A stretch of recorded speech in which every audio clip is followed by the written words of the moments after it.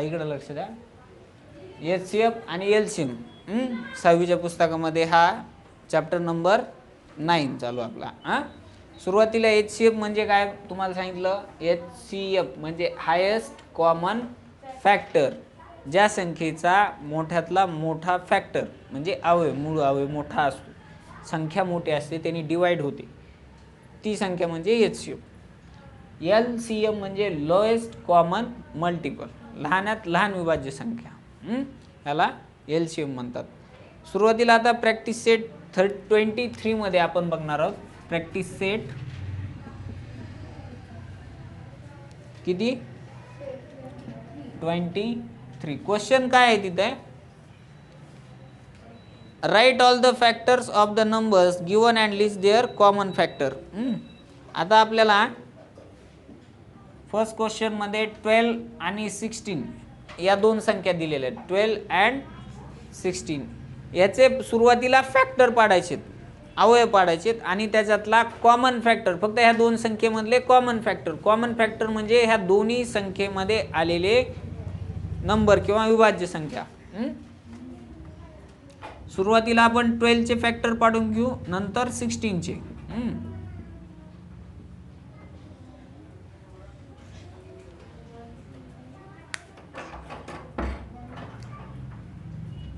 12. आता 12 हा नंबर सुरुवातीला आपण इयत्ता 5वी मध्ये शिकलेलो. कोणत्याही संख्येचा एक कॉमन फॅक्टर कोणता असतो.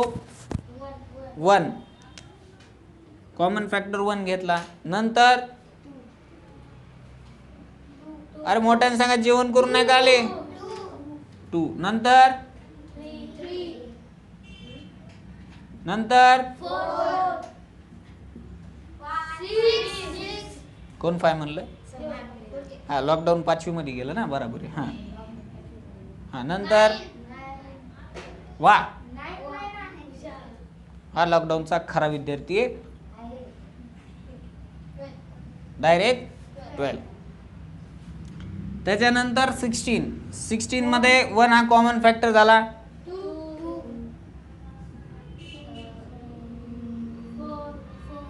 2 कसा होतो.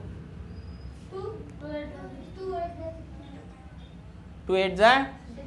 हा नंतर नंतर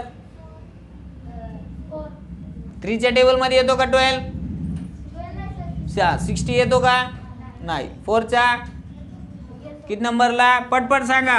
4 4 जा 16. नंतर 5 च्या टेबल मध्ये येतो का नाही येत. 6 च्या नाही. 7 च्या 8 च्या हा 8 मध्ये 8 2 जा 16. नंतर 9 च्या 10 च्या 20 च्या 21 11 12 नाही येत. डायरेक्ट 16. आता बरोबर आपण आता 12 आणि 16 चे इथं फॅक्टर घेतलेत, बरोबर. आता ह्याच्यामध्ये काय करायचे, तुम्हाला फक्त कॉमन फॅक्टर सापडायचे. ह्या दोन्ही मध्ये जे कॉमन नंबर आहेत, आता ह्याच्या दोन्ही मध्ये कॉमन फॅक्टर कोणते कोणते बघा. अरे एक मिनिट, कॉमन फॅक्टर कोणते कोणते. सुरुवातीला 1 हा कॉमन फॅक्टर आहे, 16 मध्ये पण आहे, 12 मध्ये पण आहे. 2 हा 16 चा पण फॅक्टर आहे आणि 12 चा पण फॅक्टर आहे, म्हणून 1 आणि 2 हा दोन्ही कॉमन फॅक्टर झाले. 4 हा एक कॉमन फॅक्टर आहे. आता नंतर बाकीचे आहेत का कॉमन फॅक्टर नाही. तर मग अशाच पद्धतीने आता एक काढलेत आपण 12 चे आणि 16 चे कॉमन फॅक्टर. ह्याच्यामध्ये कॉमन फॅक्टर 1 आलेला आहे, 2 आलेला आहे आणि 4 आलेला आहे. किती कॉमन फॅक्टर आले तिथं. 3.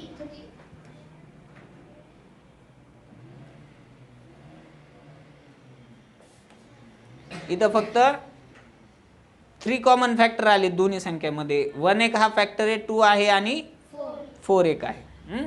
बाकी आहेत का कोणते फॅक्टर. लिहून घ्या. 2 त्याच प्रॅक्टिस सेट मधला नंबर 2 किती नंबर आहे. 21 अँड 24. आता सुरुवातीला आपण 21 चे फॅक्टर पडू. कोण सांगते 21 चे फॅक्टर.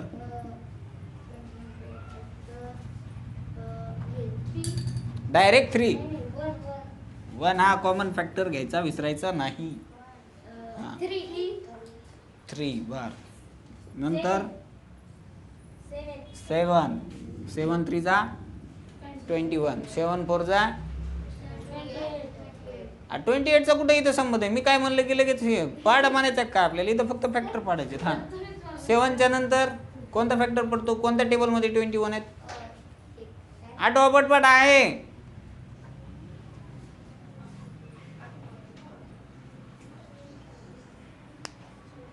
नाही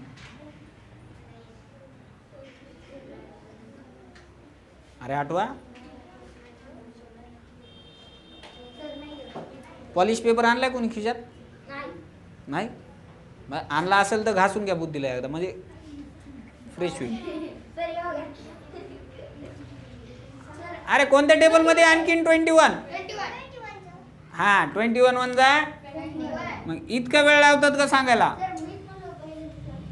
हा तू म्हणला होता बरं. 24चे फॅक्टर कोण सांगतंय? 1 हा कॉमन फॅक्टर. नंतर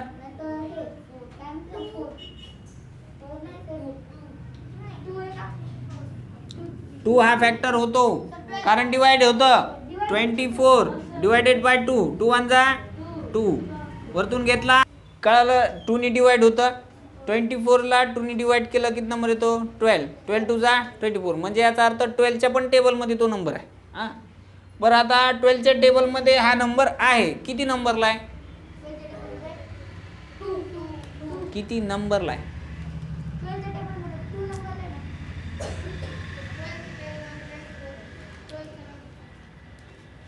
24 हा नंबर किती नंबरला विचारतो मी? 2 6 जा 6 नंबरला आहे बरोबर. म्हणजे याचा अर्थ 6च्या टेबलमध्ये पण 24 असणार आहे का? नाही. आ 2 6 जा 12 बरोबर. म्हणजे 6च्या टेबलमध्ये 24 आहे. 6 4 जा 24. आणखीन कोणत्या टेबलमध्ये? 3च्या 3 8 जा 24. 8 नंतर येईल. पहिले कोणता येईल? 6 4 पण येईल ना. 4 6 जा 24 6 4 जा 24. आणखीन 8 8 3 जा 24. आणखीन किती? 12. आणखीन डायरेक्ट. हां आता ह्याच्यात कॉमन फॅक्टर किती निघले? अरे थांबा मला लिहून तर द्या. 1 हा कॉमन फॅक्टर आहे 21 24चा. त्याच्यानंतर 2 आहे का? नाही. 3 हा कॉमन फॅक्टर आहे. आणखीन कोणते फॅक्टर आहेत का कॉमन? नाही. म्हणजे ह्याचे किती फॅक्टर निघले? फक्त 1 आणि 3.